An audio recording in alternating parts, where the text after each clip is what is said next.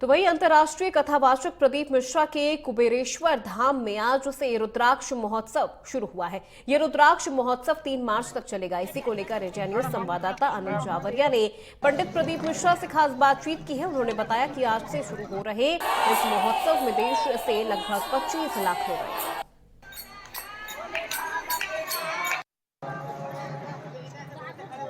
सीहोर में रुद्राक्ष महोत्सव की शुरुआत हो चुकी है। 25 फरवरी से लेकर 3 मार्च तक आयोजित किया जाएगा। इस समय मौजूद है अंतर्राष्ट्रीय कथावाचक प्रदीप मिश्रा जी के साथ। आइए उनसे जानते हैं कि किस तरह से तैयारियां की गई है रुद्राक्ष महोत्सव की और क्या क्या आयोजन किए जाने हैं।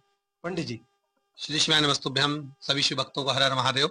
बाबा देवाधिदेव महादेव की पावन धरा, कंकर शंकर की भूमि, जहां रुद्राक्ष महोत्सव 25 तारीख से आज से प्रारंभ हो गया है और 3 मार्च तक ये उत्सव चलेगा, जिसमें बाबा के पवित्र धाम पर शिव भक्तों का आगमन, उनके लिए प्रसाद व्यवस्था, शौचालय व्यवस्था, चिकित्सा व्यवस्था, सारी व्यवस्थाएं सुचारू रूप से रखी है। क्या क्या आयोजन होंगे 8 दिनों तक? इसमें प्रातः के समय तो बाबा की जो अभिषेक होता है रुद्राक्षों का, जैसा नियम है यहाँ का रुद्राक्ष महोत्सव का, और दोपहर में 1 बजे से 4 बजे तक कथा है। शाम को बाबा की 7:30 बजे आरती रहती है, प्रदोष काल की समय की, और उसी आरती का दर्शन करने के लिए यहाँ शिव भक्त पहुंचते हैं। उसके बाद में सांस्कृतिक आयोजन है, जो नैनीताल है, दिल्ली है, मुंबई है, जहाँ से सभी भक्त लोग आए हैं। अपना अपना सांस्कृतिक आयोजन चालू रहेगा। वो 7:30 के बाद प्रारंभ होकर 9 साढ़े 9 बजे विराम होगा।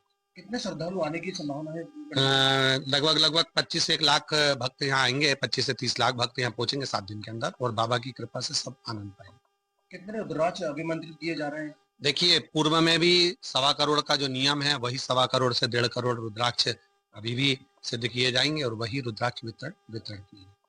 क्या कुबेरेश्वर धाम के रुद्राक्ष की क्या विशेषता है, जैसे लोग यहाँ लेने के लिए इतने आते हैं, और उसके क्या क्या फायदे लोगों को अभी तक? देख, यहाँ का जो रुद्राक्ष है वो गंडकी रुद्राक्ष माना जाता है। एक रुद्राक्ष सीधे वृक्ष से टूटता है, उसका फल, उसको फिर धोया जाता है, बनाया जाता है। पर यहाँ का रुद्राक्ष जो गंडकी में गिरता है, वही रुद्राक्ष यहाँ लाया जाता है। उसी रुद्राक्ष को, क्योंकि गंडकी का पत्थर भी शालिग्राम हो जाता है, तो रुद्राक्ष अपने आप में ही सिद्ध हो जाता है। हॉस्पिटल की स्थापना आपने यहाँ पे की थी। नरेंद्र मोदी जी, देश के प्रधानमंत्री जो आए हैं, क्या आपकी भी कोई ऐसी प्लानिंग है जिसको लेके कुबेरेश्वर धाम पर कोई ऐसा? हमारे यहाँ कुबेरेश्वर धाम से पहले से ही आप लोगों के सूचना में है। जब सर्वप्रथम रुद्राक्ष महोत्सव प्रारंभ हुआ था, उसके बाद में ही सूचना कर दी गई थी। यहाँ चिकित्सा व्यवस्थाएं और अन्य व्यवस्थाएं, जैसे कि बच्चों की, लड़कियों की जो विवाह हैं, शादियां हैं, वो 365 दिन, प्रतिदिन का एक नियम है कि 365 दिन 50 लोग आएंगे। उनके भोजन व्यवस्था, रुकने की व्यवस्था, उनकी शादी की व्यवस्था, उनके दहेज की व्यवस्था सब समिति करेगी। सब चीजें समिति जो करती आई है, वैसे की वैसे ही क्रम इसमें चल रहा है। उसमें कोई विशेष, क्योंकि चिकित्सा केंद्र भी, बड़ा हॉस्पिटल भी यहाँ बन रहा है, तो उसमें कोई विशेष कि हम ये बोलें कि घोषणा करें, तो यहाँ तो सब बाबा के धाम में ऑलरेडी पहले से है और चल रहा है।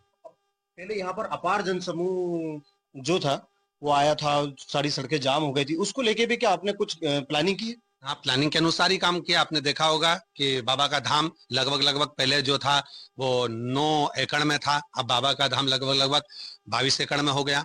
पीछे जहाँ कथा होती थी वो 15 एकड़ में थी, अब 70 एकड़ में हो गई। तो बाबा के धाम में विस्तार करा है, जिससे लोगों को तकलीफ ना हो। इस समय हमारे साथ मौजूद थे अंतर्राष्ट्रीय कथावाचक प्रदीप मिश्रा जी। उन्होंने बताया किस तरह से रुद्राक्ष